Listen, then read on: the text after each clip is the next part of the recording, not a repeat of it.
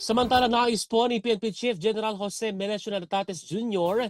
na maglabas ng datos ng abogado ni dating Pangulong Rodrigo Duterte na si Nicolas Kaufman tungkol sa umano'y vigilante killings sa pamumuno ni President Bongbong Marcos Jr. Ayon po kay Nartates sa isang press briefing na nindigan umano ang PNP na imbestigahan ang bawat kaso ng pagkamatay, sangkot man sa iligal na droga o hindi, at kung ang kaso bang ito ay active o unresolved. Tinanong din po ang hepe tungkol sa Dahas Project ng UP World Study Center na nagmo-monitor ng mga nangyaring pagpatay at piniresinta ni Kaufman sa pagdinig ng ICC.